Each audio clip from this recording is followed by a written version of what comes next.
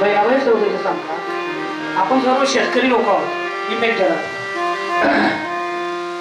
ज्या कपाशीतलं बोंड उरलं नाही कैरी उरली नाही त्याला आपण बोंड म्हणतो का त्याला आपण बोंड म्हणत नाही आणि ज्या मुखातून त्या परमेश्वराच्या नामाचा जय जयकार झाला नाही त्याला तोंड म्हणून देवे दिला देह भजन गोमटा आपलं उलट उगे देवे दिला देह भोजन गोमटा सर्वांनी एकदा इतक्या जोरात जय जयकार करायच्या की उद्या कीर्तनाला वडीचे लोक आणि इकडून बडगावच्या पेठचे लोक यायला पाहिजे बरं का जसं आपण नवरा संग बायको आणि बायको संग नवरा झगडा करत तिथला जोर मावा जेवायला पाहिजे कारण की जोपर्यंत आपला अंतकरणापासून त्या परमेश्वरापर्यंत आपला आवाज पोहोचत नाही तोपर्यंत तो परमेश्वर आपल्याकडे बघत नाही लेकरू रडत तिथं तो माय बी त्याला पाहिजेत नाही बोला श्री गोपाल कृष्ण महाराज की श्री दत्तात्रेय प्रभु महाराज की श्री चक्रपाणी प्रभु महाराज की श्री गोविंद प्रभु महाराज की सर्वज्ञ श्री चक्रधर स्वामी की शाबाश जय जय गोविंद कृष्ण मुरारी जय जय गोविंद कृष्ण मुरारी जय जय गोविंद कृष्ण मुरारी जय जय गोविंद कृष्ण मुरारी जय जय गोविंद कृष्ण मुरारी जय जय गोविंद कृष्ण मुरारी जय जय गोविंद कृष्ण मुरारी जय जय गोविंद कृष्ण मुरारी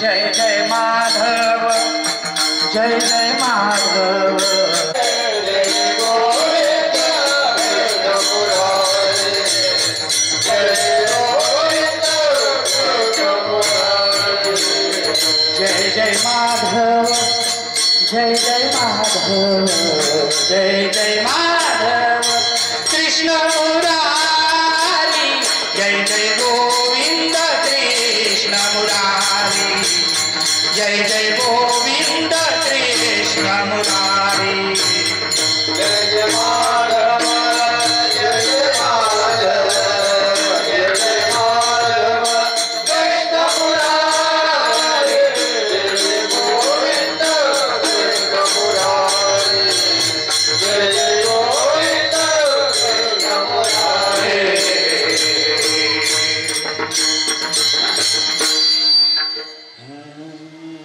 रूप पाहू प्रेमे डोळा रूप पाहू प्रेमे डोळा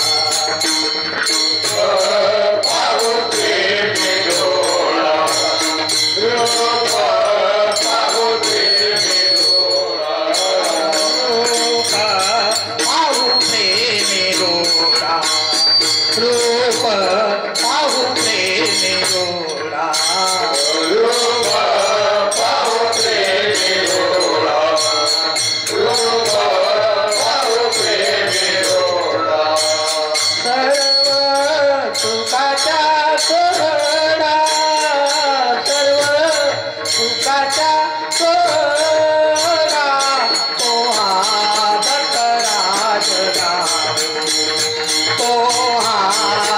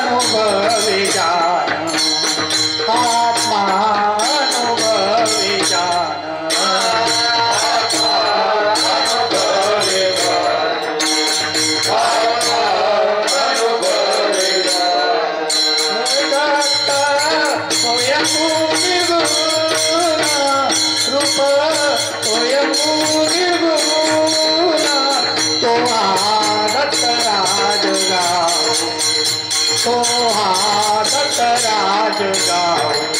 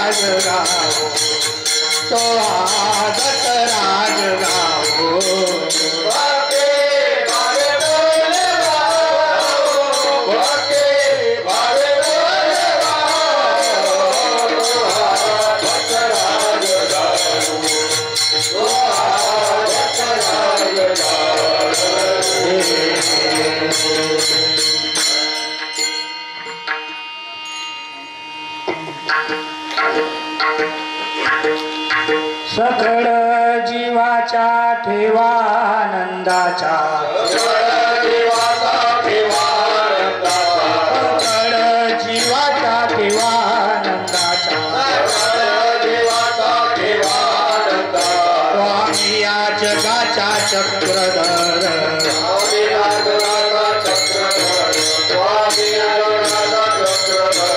आल्याने संसारी शरणाची जावी संसारी शरणाची जावे बचावे पूजावे निषदी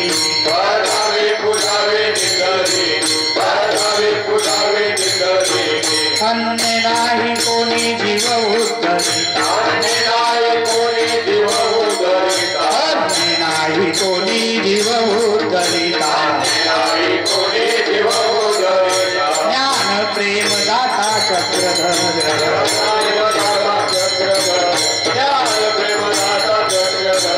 आल्याने संसारी शरणाची जावे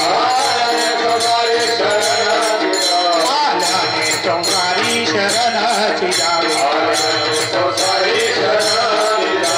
भजावे पूजावे निषदीने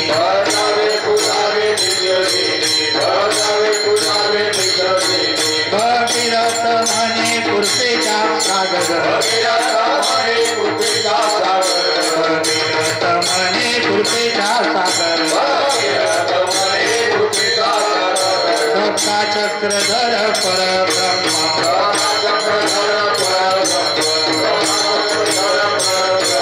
आल्याने संसारी शरणाची जावे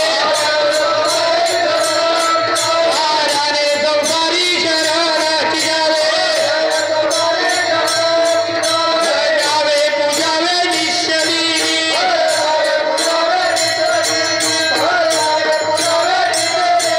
हे गोपाला गोपाला देव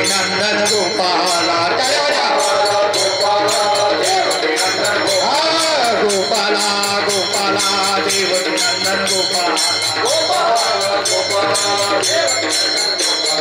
देवकी नंदन गोपाला हा हा हा देवकी नंदन गोपाला गोपाला गोपाला देवकी नंदन गोपाला हे गोपाला गोपाला देवकी नंदन गोपाला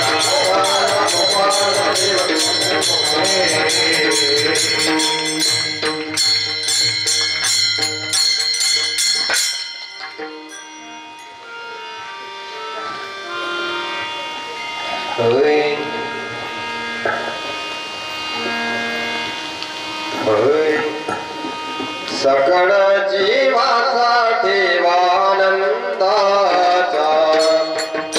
सकळ जीवाचा ठेवानंदाचा सकळ जीवाचा ठेवानंदाचा सकळ जीवाचा ठेवानंदाचा सकळ जीवाचा ठेवानंदाचा सकळ जीवाचा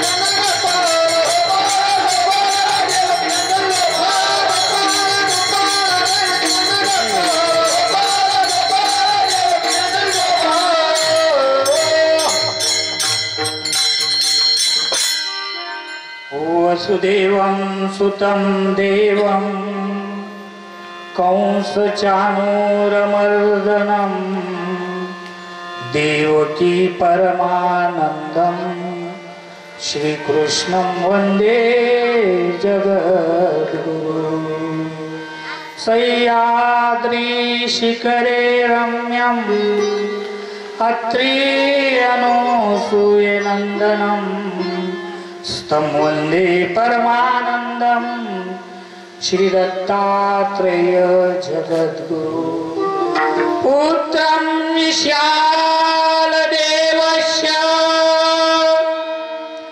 नित्यमुक्तिप्रदायकं मालिनी परमानन्दनं वन्दे श्रीचक्रधरं विभुं वन्दे श्रीचक्रधरं विभुं यं ब्रह्मबाणं भुवनस्य नाडं संसारमाया मतिमोहजाडम् एषो विशालं शिशुपाळकारं गोविन्दबाळं मनसा स्मरामि गोविन्दबाळं मनसा स्मरामि जो अगाधन करे वेद श्रुती तो आत्मा रामो निकृदेक्षिति तया साष्टांग नमो कैवल्यपति श्री प्रभुराया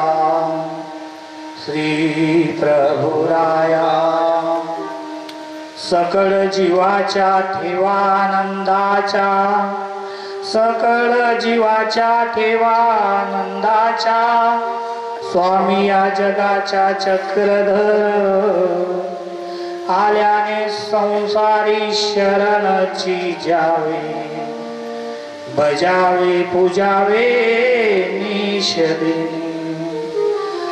अन्य नाही कोणी जीव उद्धरिता अन्य नाही कोणी जीव उद्धरिता ज्ञान प्रेम दाता कलियुगी आल्याने संसारी शरणची जावे बजावे पूजावे निषेधे भगीरथ म्हणे कृपेचा सागर सका चक्रधर प्रब्रह्म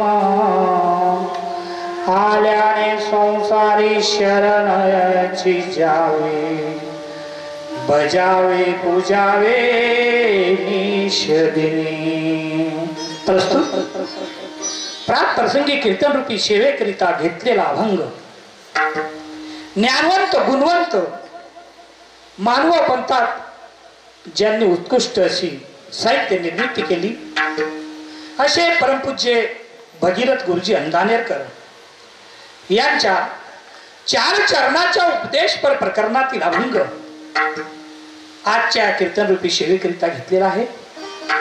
अभंगाची विस्तृत मांडणी करण्या अगोदर आजच्या अभंग आजची सेवा निमित्त हे जरी सर्वांना श्रुत असलं तरी वक्त्याचं सांगणं गरजेचं असल्या कारणाने संत महंताच्या चरण स्पर्शाने पावन आणि पुनीत झालेली ही वाक नगरी आणि या नगरीमध्ये ईश्वराच्या कृपेने संत महंताच्या आशीर्वादाने समस्त ग्रामस्थाच्या अनमोल सहकार्याने तसेच परिसरातील भजनी मंडळांच्या अनमोल उपस्थितीने चालत आलेला हा आपला ईश्वर नाम कीर्तनी सप्ताह वर्ष चौथे ना आणि चौथ्या वर्षाची 3ऱ्या दिवसाची सेवा मला आपल्या गावातील ईश्वर भक्त माननीय अशोक बाप्पू यांनी परमपूज्य पट्टाधीष्ठित महंत श्री पांढरीकर बाबा यांच्या अनुमोदनाने आणि समस्त ग्रामस्थांच्या इच्छेने ही सेवा दिली आणि आज खऱ्या अर्थाने तुमच्या सर्वांच्या दर्शनाच्या मला योग आला तरी माझ्या दैवा पार नाही.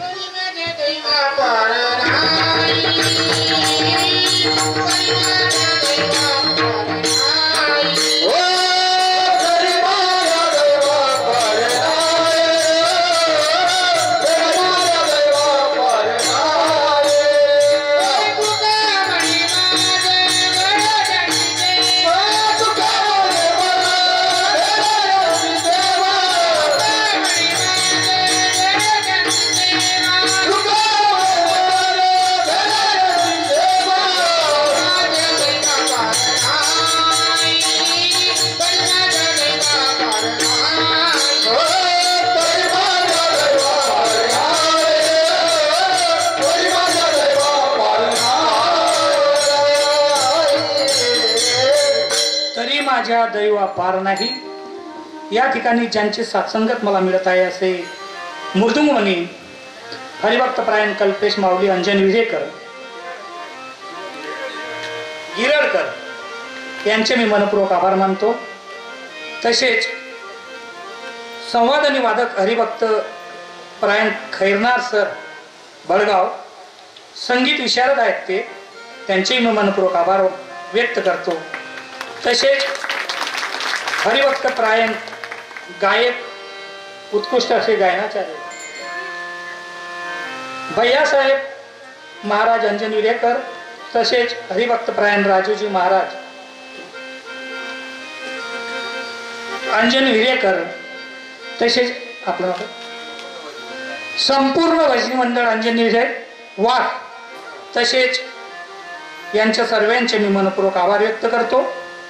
या ठिकाणी विनेकरी हरिभक्त प्रायण यमराज नामदेव चतुर बळगाव यांचे सुद्धा मी मनपूर्वक आभार व्यक्त करतो.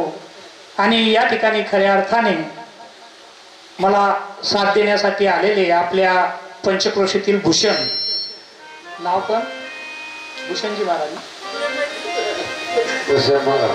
नाव पण भूषणजी महाराज हे मला कीर्तनकार उत्कृष्ट असे वारकरी संप्रदायातले ते कीर्तनकार आहेत. माझे नाव ऐकून ते मला साथ द्यायला आले त्यांचे सुद्धा मनपूर्वक आभार व्यक्त करतो. तसेच आपल्या परिसरातील नावाजलेले कीर्तनकार ईश्वर भक्त रमेशजी महाराज वलवाडीकर सर्वांना परिचित आहे तेही मला साथ देण्यासाठी आले त्यांचेही मी मनपूर्वक आभार व्यक्त करतो.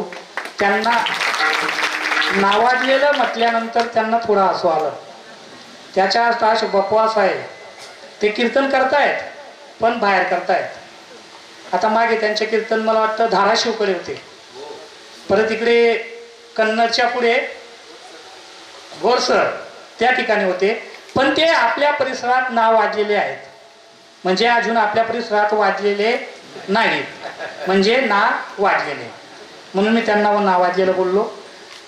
मला अपेक्षा होती म्हटलं त्यांचे कीर्तन होईल बुवा या सप्त्यामध्ये परिसरातला माणूस आहे पण ठीक आहे येईल तुम्हाला येऊ पण त्यांची तारीख तेव्हा खाली पाहिजे पुढच्या सप्त्यामध्ये असाही एखादा वेळेला येऊ शकतो. त्यांचेही मी मनपूर्वक आभार व्यक्त करतो. आणि खऱ्या अर्थाने ज्यांची कृपादृष्टी ज्यांची प्रसन्नता आपल्या या वाघावर आहे असे कैवल्यवासी परमपूज्य पट्टाधीष्ठित महंत श्री मोठे बाबा आंबे वडगाव यांना दंडवत करतो. तसेच ज्यांच्या मार्गदर्शनाखाली हा योग या ठिकाणी 4 वर्षापासून घडून येत आहे असे मार्गदर्शक परमपूज्य पट्टाधीष्ठित महंत श्री पांढरीकर बाबा खेडी खेडगाव तसेच माझे गुरुतुल्य परमपूज्य पट्टाधीष्ठित महंत श्री उत्तमराव दादा महंत पिंपराळा मारसा त्यांचे कर्मभूमी जन्मभूमी वाकच आहे ना वाक तसेच परमपूज्य पट्टाधीष्ठित श्री योगीराज दादा तळेगावकर वाघ हे यांचे सुद्धा मी मनपूर्वक आभार व्यक्त करतो. तसेच परमपूज्य पट्टाधीष्ठित महंत श्री उत्तमराव दादा हे मायपणाने या ठिकाणी माझ्या कीर्तन सेवेला आले बसले त्यांचे मी माझ्या वतीने परत एकदा मनपूर्वक आभार व्यक्त करतो. हे सर्व नाव वाचावे लागतील का?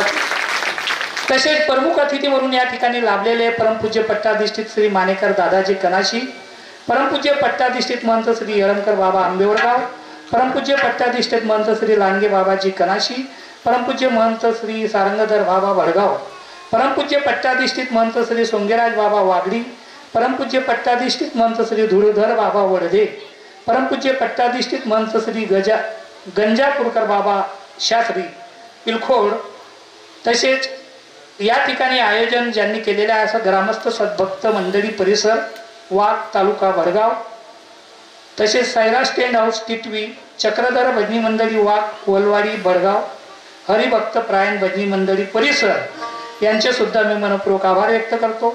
संत मंडळी परमपूज्य तपस्वी श्री राजनंदनी अंकुणेकर जाधववाडी, परमपूज्य तपस्वी श्री स्मृती पूनमताई पंजाबी नगर, परमपूज्य तपस्वी श्री नाथोबा मुनी लांडगे कनाशी, परमपूज्य श्री संत मुनी मानेकर दादा कनाशी पारायण करणारे या ठिकाणी आपल्याला लाभलेले वक्ते, परमपूज्य पट्टाधिष्ठित मंत श्री शिवव्यास बाबा मराठे कनाशी, परमपूज्य पट्टाधिष्ठित मंत श्री सारंदर बाबा येरमकर शहापुरा, परमपूज्य पट्टाधिष्ठित महंत श्री उत्तमराज दादाजी येरमकर पिंपळारा, परमपूज्य श्री यतिमुनी दादाजी ज्ञात बिडकर, परमपूज्य तपस्वी यशोदाबाई मानेकर कनाशी. या ठिकाणी पालखीची सेवा परमपूज्य श्री सचिन दादा बिडकर ओढदे जुने, परमपूज्य श्री मांडलिक बाबा पाचोरा, समस्त ग्रामस्थ व सद्भक्त मंडळी. ठिकाण दत्त मंदिर वाघ तालुका भडगाव. काय काय वाचावं लागेल बस का काय कीर्तनच पुरवून जाईल. तसेच या ठिकाणी आलेले सर्व संत मंडळी, आमचे सन मित्र, मक्त वयामानाने ते माझ्यापेक्षा ज्ञानाने मोठे आहेत असे परमपूज्य आपले वर्धेचे यतिमुनी दादा यांना सुद्धा दंडवत करतो. सर्व इथं बसलेले तपस्वी आया बहिणी साधुजन यांना मी इथून दंडवत करतो. तसेच नामधारक वासनिक सर्वांना दंडवत करतो. आणि खऱ्या अर्थाने माझ्या कीर्तनाच्या त्या ठिकाणी बोर्ड पाहिलं आणि आमचे सनी दादा यांनी त्या ठिकाणी भोलेबाबांचे कीर्तन आहे, चांगला कार्यक्रम करतात असं त्यांचे म्हणणं आहे, बरं माझे नाही तर मग त्यांनी स्तुती करायला. आणि त्या अर्थाने ते त्यांचा संच या ठिकाणी घेऊन आलेले आहेत. ते म्हणाले की सोमवारपासून पूर्ण वाघच्या परिसर आणि भजनी मंडळ पूर्ण वाघ या कीर्तनाला आलेले श्रोते यांचं सर्वांचे चित्रीकरण, तुमच्या कीर्तनाचे चित्रीकरण सोमवारपासून कोणता चॅनल गिरणा फिल्म मराठी या चॅनलवर आपलं यूट्यूबवर सर्वांना हे कीर्तन आणि सर्व या ठिकाणीच देखावा त्या ठिकाणी सर्वांना पाहायला मिळणार आहे.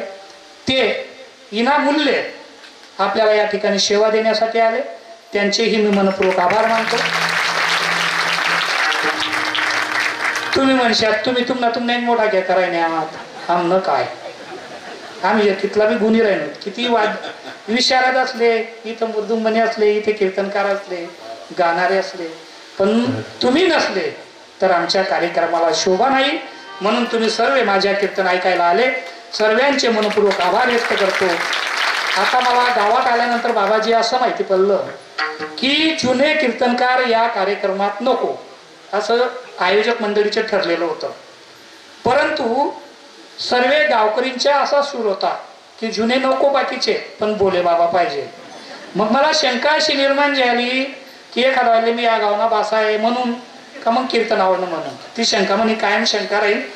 बरं, आता मी सर्वांना या ठिकाणी दंडवत करतो, माझ्या कीर्तनरूपी सेवेला सुरुवात करतो. ज्याचे नाव राहिलं असेल त्याला क्षमस्व, माझ्या कीर्तनरूपी सेवेला सुरुवात. अभंग 4 चरणाचे आहे, भगीरथ गुरुजींचे आहे, उपदेश पर प्रकरणातील आहे. अभंगातून भगीरथ गुरुजी आपल्याला उपदेश करतात. सकळ जीवाच्या ठेवा आनंदाचा, स्वामी या जगाच्या चक्रधर. बर का, या जगाच्या स्वामी कोण आहे? चक्रधर. आणि ते चक्रधर प्रभू यदा यदा ही धर्मस्य या न्यायाने अवतार धारण करतात, युगायुगात अवतार धारण करतात आणि कलियुगात मात्र परमेश्वराने एकाच वेळेला 3 अवतार घेतले. बर का, त्याच्यातून श्री गोविंद प्रभू बाबा हे अवतार कार्य आपल्या पंचकृष्णाच्या अवतारातून 4था अवतार असं मानलं जातं. गोविंद बाबांबद्दल सांगायचं म्हटलं कारण की आजची जी सप्ताह आहे त्याला निमित्त म्हणजे परब्रह्म श्री गोविंद प्रभू बाबा यांच्या अवतार दिनानिमित्त या सप्त्याचे आयोजन असतं. गोविंद प्रभू बाबा यांचं अवतार कार्य काटसूर येथून झालं. 12व्या शतकात त्यांनी अवतार घेतला.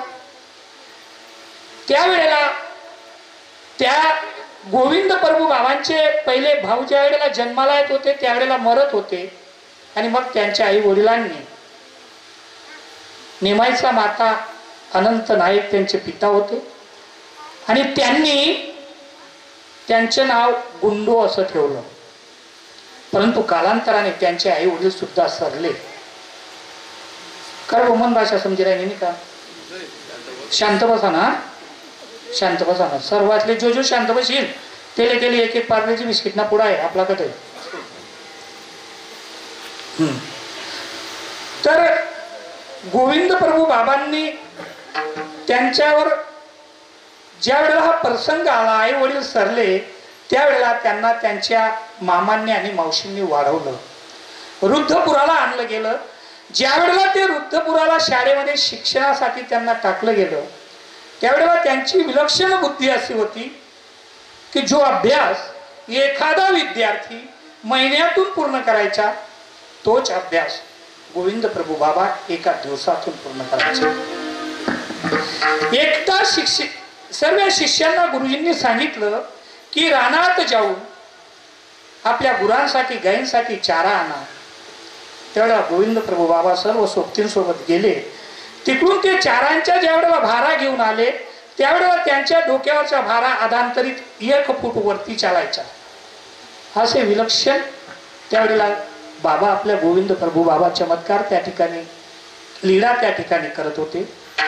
एकदा ते झोपले असताना ज्या खोलीमध्ये ते झोपले होते त्या खोलीमध्ये असा लख लख प्रकाश पडत होता आणि त्यावेळेला मात्र त्यांच्या मामींनी पाहिलं रुद्धपुराला आणि त्यावेळेला त्यांनी खोली उघडून पाहिली तर त्यांच्या शरीरातून असं दिव्य तेज त्या ठिकाणी पडत होतं. त्यावेळेला मात्र सर्वांना खात्री झाली की हे कोणीतरी ईश्वरी अवतार पुरुष असायला पाहिजे. आणि मग गोविंद प्रभू बाबांनी बऱ्याच या लीळा रुद्धपुरांमध्ये केल्या. त्यांच्या लीळा सांगायचं म्हटलं तर बरेच दिवस आपण इथं कीर्तन करत राहिलो तरी होऊ शकत नाही. ज्या वेळेला 2 गावांमध्ये भानगडी व्हायला लागल्या त्यावेळेला गोविंद प्रभू बाबा त्यांच्या मध्ये जाऊन दोघांना असे हात आडवे केले.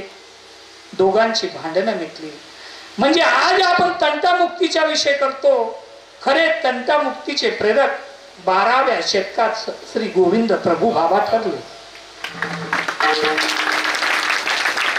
ज्या वेळेला गोविंद प्रभू बाबांनी 12व्या शतकात साफसफाईचे कार्य हातात घेतलं आणि स्वच्छता अभियान त्या दिवसापासून 12व्या शतकापासून आपल्या भारत भूवर चालत आलं. आणि खऱ्या अर्थाने गोविंद प्रभू बाबांच्या लीलांचा जर विचार केला तर ते कुर्मी कीटकांना सुद्धा त्यांनी उद्धार केला. त्यांनी श्री चक्रपाणी प्रभू बाबांच्या हाताने ज्या वेळेला नदीच्या काठावर चक्रपाणी प्रभूंनी त्यांच्या डोक्यावर सूप ठेवलं, वरून खराटा मारला आणि त्यांना परावर शक्तीचा संचार झाला. परंतु गोविंद प्रभू बाबांनी अवर शक्ती आच्छादून परशक्तीचा त्या ठिकाणी स्वीकार केला. आता अवर शक्ती काय आणि परशक्ती काय? किती लोक मान पण ते तुमचे बोट करा. आपले कीर्तन काही करणं याद आहे. 10-12 लोक मान पण ते का बाबा तुम्ही तर म्हणे आमना गाव अख्खं मान पण ते म्हणे. हा मग आमनं घुमावलं चांगलं. आमना गावात 2 घर आहेत बारे. करा हात वरती करा. मग एवढा लोक मान पण ते. मग पर काय आणि अवर काय? परावर शक्तीच्या ज्या वेळेला त्यांनी श्री चक्रपाणी प्रभूंपासून अवताराच्या आपल्या ज्ञानाचा स्वीकार केला त्यावेळेला त्यांनी अवर आच्छादलं आणि पर कार्य सुरुवात केलं. काही माहित नाही का? जाऊ दे ना, आपले काय करणार. बघा, परावर म्हणजे मायेच्या पलीकडे जे असतं त्याला पर म्हटलं जातं आणि मायेच्या अलीकडे जे असतं त्याला अवर शक्ती म्हटली जाते. चक्रपाणी प्रभूंनी अवर शक्ती आणि परशक्ती दोघी स्वीकारल्या. पर आच्छादून त्यांनी अवर शक्तीचे कार्य केलं. अवर म्हणजे त्या ठिकाणी त्यांनी 52 पुरुषांना विद्यादान केलं. परशक्तीमध्ये जीवाला मोक्षात परत घेऊन जाण्याची ताकद असते बर का. आणि त्या ठिकाणी गोविंद प्रभू बाबांनी किडी कीटकांना सुद्धा त्या ठिकाणी त्यांचा उद्धार केला. ऋतपुराच्या कसा गटारी भाग्यवंत झाल्या. ऋतपुराच्या कसा गटारी भाग्यवंत झाल्या. ओ प्रभुरायाच्या कर्तव्याने तुम्ही उतरला दयाळा. तुम्ही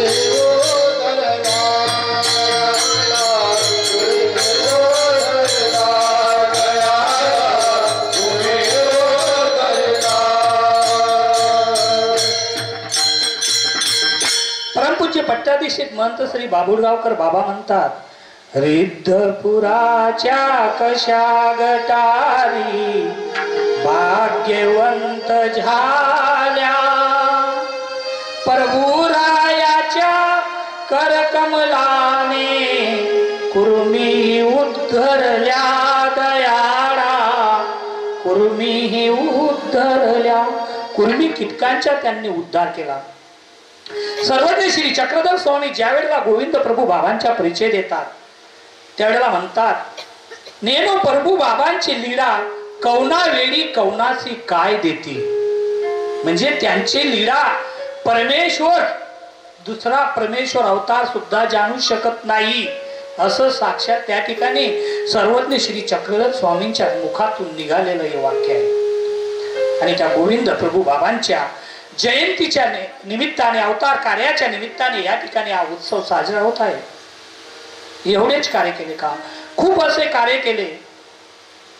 सावडापूरची एक सून होती, तिचे आई वडील नव्हते आणि त्यावेळेला तिच्या पतीकडे तिला खूप त्रास व्हायचा. खायला शिळ वगैरे द्यायचे आणि काम मात्र तिला दिवसभर करावं लागत होतं. असे बरेच दिवस झाले. एक दिवशी पतीने कारण नसताना थोडा आवाज थोडा कमी असू द्या कारण की सर्वांपर्यंत आवाज जाते. जास्त आवाज बी काही काम नाही. शिट्ट्या मारा काय त्या बाकीना लोक म्हणतील शिट्ट्या माईक मारा ना का मी काही बोललो.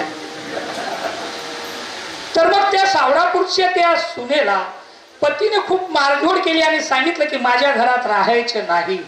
त्यावेळेला काळ वेगळा होता. त्यावेळेला दुसरी पोरबेची आहे म्हणून तर सांगायचे. आता तसं कोणी सांगावं नाही. माझ्या घरात राहायचे नाही. त्यावेळेला ती निघाली. तिला पर्याय नव्हता. जायचे तर कुणाकडे जायचे ते विचार करत होती आणि कोणास ठाऊक का अचानक तिच्या मुखातून निघालं, मी माझ्या प्रभू बापाकडे जाते, रुद्धपुराला जाते. राहुड बाप तेथे राहुड माय. राहुड बाप तेथे राहुड माय. राहुड बाप तेथे राहुड माय. राहुड बाप तेथे राहुड माय. हर हर आता ऋतपुरी राय. हर हर आता ऋतपुरी राय. राहुड बाप तेथे राहुड माय. राहुड बाप तेथे राहुड माय. हर हर आता ऋतपुरी राय. हर हर आता ऋतपुरी राय. राहुड बाप राहुड माय. राहुड बाप राहुड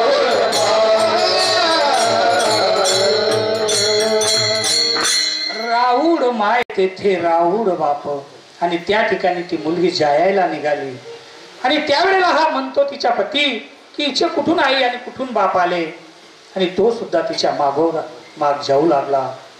आणि त्यावेळेला मात्र रुद्धपुरामध्ये गोविंद प्रभू बाबा म्हणू लागले, लेकी येत असे म्हणे, जवळ येत हसे म्हणे, तिला साडी चोळी घ्यावी लागेल म्हणे, तिला गोडधोड करून खावा लागेल म्हणे. आणि त्यावेळेला गोविंद प्रभू बाबांनी त्या मुलीसाठी गोडधोड स्वयंपाक करायला लावला. मुलगी त्यावेळेला आली. तिला रुद्रपूर जवळ दिसल्यानंतर ज्याप्रमाणे लोहचुंबक लोखंडाला खेच तसं ती खेचली जाऊ लागली. आणि ज्या वेळेला ती राजमठात आली, गोविंद प्रभू बाबांना दुरून पाहिलं आणि धावत जाऊन त्यावेळेला त्या मुलीने बाबांच्या दोन्ही चरणांना मिठी मारली. आणि बाबांनी तिला उचललं, आपल्या छातीशी कवटाळलं, तिच्या डोक्यावरून हात फिरवला, तिचे सर्व दुःख गेलं. आणि त्यावेळेला तिला ते गोडधोड पक्वान्नाचे जीव घातलं. किती भाग्यवान तो जीव, प्रभूंच्या सहवास त्याला घडला, त्यांच्या सोबत तिला जेवायला भेटलं. आणि असे आमचे राऊळ माय राऊळ बाप हे जीवांसाठी अवतार घेतात. आजच्या 800 वर्षापूर्वी त्यावेळेला त्यांनी अवतार घेतला. प्रभु अवतार मन चितया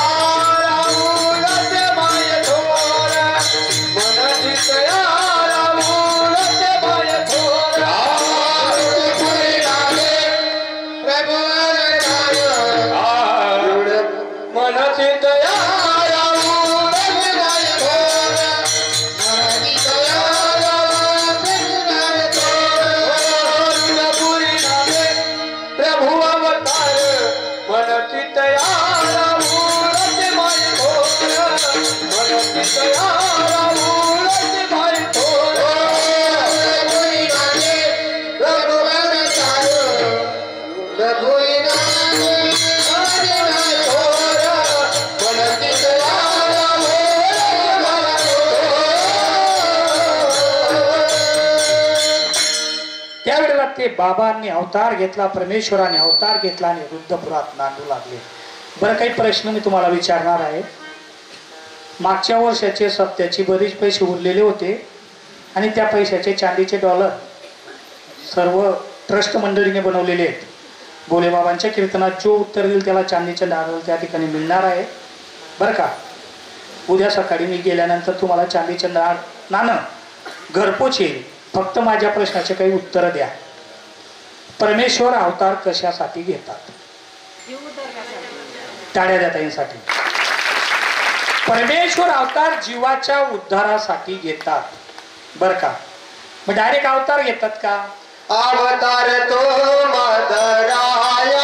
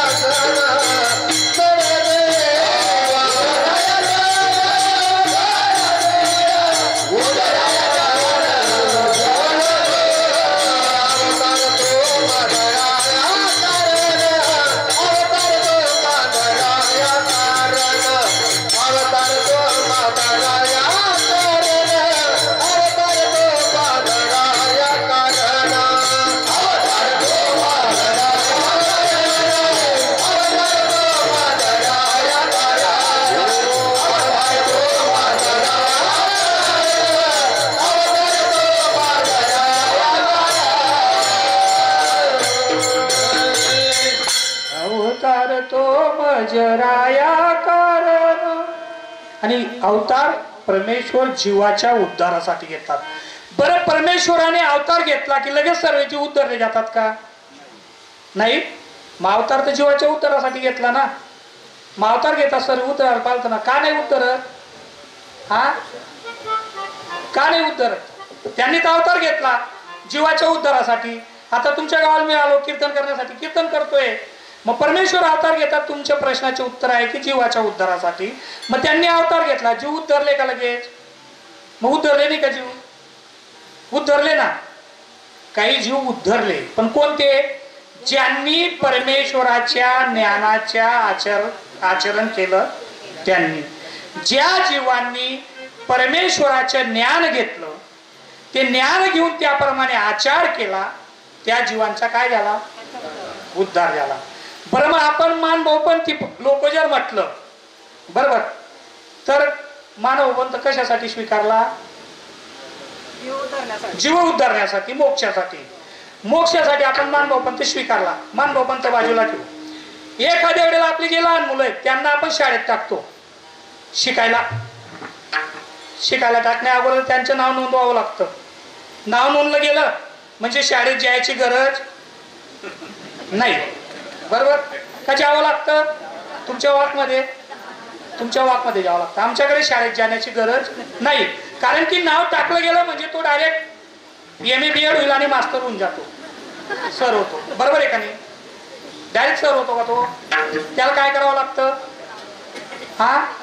अभ्यास करावा लागतो. पहिलीमध्ये नाव टाकलं की पहिलीचा अभ्यास, तो अभ्यासात तो उत्तीर्ण झाला म्हणजे दुसरीचा अभ्यास तिसरी, तिसरीचा अभ्यास चौथीचा अभ्यास पाचवी, असा उत्तर तो त्या MA BEd पर्यंत जातो आणि मग त्याला सर्टिफिकेट भेटतं आणि मग तो त्या ठिकाणी सर बनतो. ज्ञानाविना नाही जीवाचा उद्धार. ज्ञानाविना नाही जीवाचा उद्धार.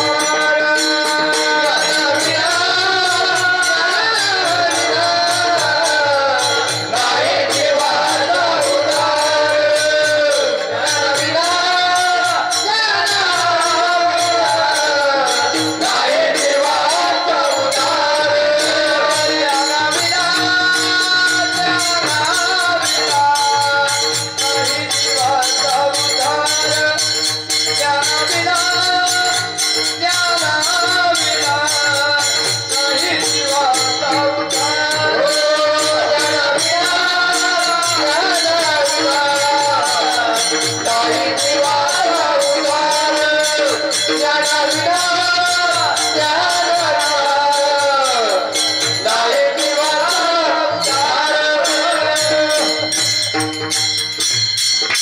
ज्ञानाविना जीवाचा उद्धार नाही. बरं, आपण एक विचार असा करू, नाव टाकल्या गेल्यानंतर अभ्यास करावाच लागेल आणि अभ्यास केल्यानंतर तो जीव म्हणजे तो मुलगा सर या डिग्री पर्यंत जाईल. बरं, एखाद्या वेळेला असा विचार करू की तो अभ्यास करतोय, खूप अभ्यास करतोय आणि नाव नोंदलेलं नाही, तो जाईल का? सर होईल का? म्हणजे अभ्यास केला तरी तो सर होत नाही आणि नाव नोंदलं, अभ्यास केला नाही तरी सर होत नाही. बरं, आता आपल्या गावाची काय परिस्थिती आहे? त्याच्यात मी पण आहे. जीव हा मुळात अज्ञान आहे. आपली काय परिस्थिती आहे? आपण फक्त नाव नोंदून आलेलो आहेत शाळेत. आम्ही मानभवपंथ आहेत, आमना बाप्पा नाम आहेत, बाकी नसपात्या बी नाही आहेत, बरं का? नाही आहेत, आम्ही विचारतो, बरं का? फक्त आम्ही मानभवपंथी आहेत. आपण शाळेत नाव टाकून दिलेले आहे. शाळेचे अभ्यासाचे क्लास, होमवर्क काहीच नाही. होमवर्क बी आपला फार विचित्र असतो. आपला होमवर्क म्हणजे देवपूजा घरची, ती बी आपण पौर्णिमा, शुक्रवार, बुधवार ते उठी देण्यासाठी तू धुईले, ती म्हणस तू धुईले, आडी सुरुवात आहे आपली होमवर्क.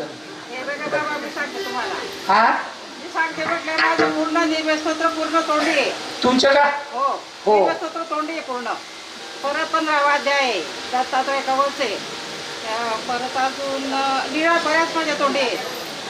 हो, खरी गोष्ट आहे. पाठाचा सुद्धा माझा आचारपर्यंत तोंडी झालेला आहे. हो, तर ते आहे ना, चांगली गोष्ट आहे. त्यासाठी सर्वांनी टाळ्या द्या, बरं का? अभ्यास ज्ञान करणं हे गरजेचं आहे. प्रत्येक जीवाने ज्ञान करावं. ताईंचे ज्ञान बऱ्यापैकी झालेलं आहे आणि सर्वांनी तसं करावं, बरं का? पण परमेश्वर सांगतात, ज्या वेळेला भक्त विचारतात, स्वामी तुम्ही ज्या वेळेला आमच्या जवळ राहणार नाहीत, आमच्या असन्निधानात राहाल. असन्निधान म्हणजे त्यावेळेला त्या ठिकाणी परमेश्वर नसणे आणि सन्निधान म्हणजे परमेश्वर सोबत असणे. ज्या वेळेला तुम्ही आम्हाला सोडून उत्तरापंथी जाल त्यावेळेला आम्ही कोणाचा अभ्यास करायचा आणि आम्ही त्यावेळेला उद्धारले जाऊ का? परमेश्वर, आपला तुमच्या प्रश्नाचे उत्तर होतं की परमेश्वर जीवाच्या उद्धारासाठी अवतार घेतात.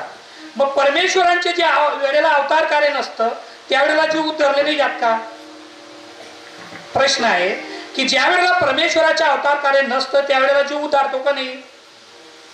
उद्धरतो. मग त्यावेळेला अवतार कार्य नाही एकच काय उद्धरतो? तर त्यावेळेला स्वामी सांगतात की ज्या वेळेला आम्ही सन्निधानात राहू, भक्तांच्या सोबत राहू, परंतु सोबत असताना सुद्धा जे भक्त आमचे ज्ञान घेत नाही, त्या ज्ञानाप्रमाणे जे आचरण करत नाही, त्यांच्या आम्ही सन्निधानात असून सुद्धा असन्निधानासारखे आहोत बर का. आणि जे भक्त आम्ही असन्निधानात नसताना वचन रूपी परमेश्वर, काय म्हटलंय? वचन रूपी परमेश्वर, आमचे वचन आम्ही असन्निधानात असताना आमचे वचन अभ्यासून त्याप्रमाणे जो भक्त आचरण करेल त्याच्या आम्ही सन्निधानात नसताना सुद्धा सन्निधानात सारखे आहोत बर का. म्हणजे परमेश्वर जरी नसले तरी त्यांचे ज्ञान जरी आपण आचरण केलं, अभ्यासला आणि आचरण केलं, अभ्यासने आणि आचरणे याच्यामध्ये खूप फरक आहे. माझी पूर्ण गीता पाठ आहे, तुमच्या 15 अध्याय पाठ आहे, पण माझा आचार नाही. गीतेच्या तत्वाप्रमाणे मी वागत नाही. ज्ञान जानी तो जानता नव्हे, ज्ञान आचरी तो जानता.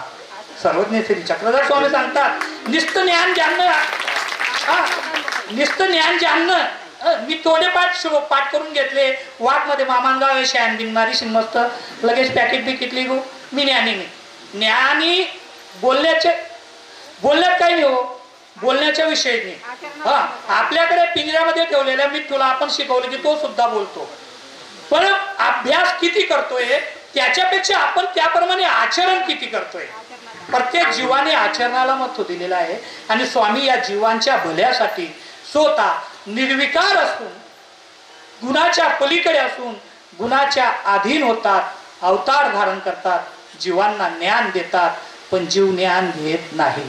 5 नाम झाले म्हणजे मानभव पंत नाही. मानभव म्हणजे काय? महाअनुभव अस्ति तेजो, तो महानुभाव. ज्याला ज्ञानाचा महान अनुभव आहे तो महानुभाव. शीर नीर निवडती तया राजहंस बोलती, सारा सार जानती तो महानुभाव. महानुभावाची व्याख्या आहे शीर नीर. शीर म्हणजे दूध आणि नीर म्हणजे पाणी.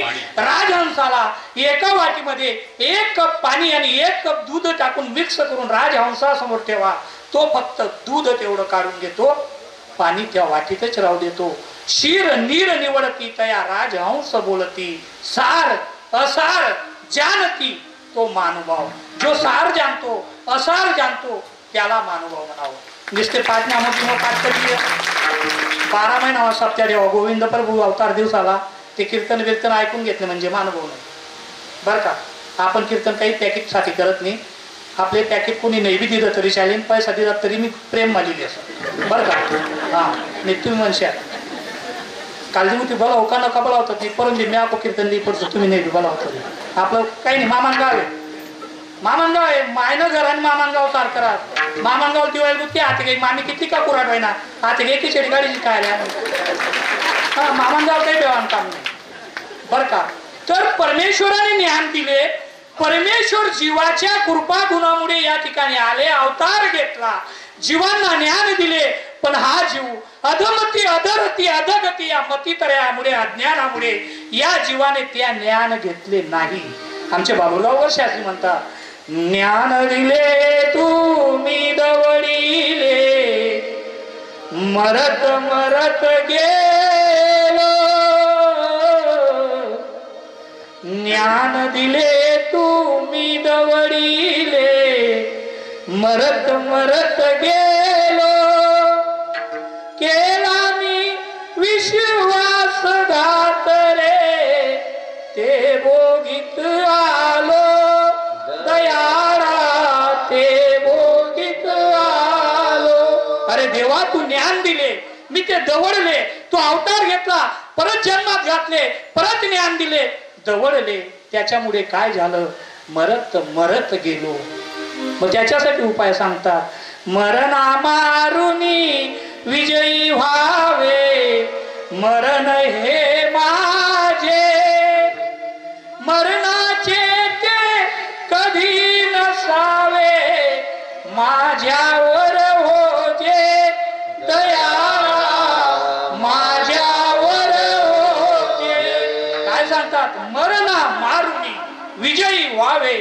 मरण हे माझे म्हणजे माझे हे मरण शेवटचे असावं. हांगा येथ शरण आले या काही मरण असे. कुठलं सूत्र आहे? सालबर्डीचं. सशा रक्षणाच्या वेळेला पारधींना स्वामी सांगतात, ज्या वेळेला पारधी म्हणतात तो आमच्या घोड्याचा ससा आहे, तो आम्हाला परत द्या, त्यावेळेला स्वामींनी पहिलं सूत्र तोंडातून काढलं. 12 वर्ष मौन अवस्थेतले असलेले स्वामी कुरपाडू गुणामुळे त्या ससासाठी बोलले, हांगा येथ शरण आले या काही मरण असे, जो आम्हाला शरण आला त्याला मरण नाही. सूत्र पाठाचं पहिलं सूत्र, कलियुगात ज्या वेळेला परब्रह्म परमेश्वराने श्री चक्र नाम धारण करून अवतार घेतला, त्यावेळेला हे शब्द वापरले, हांगा येथ शरण आल्या काही मरण असे, मला शरण आलेला मरण नाही.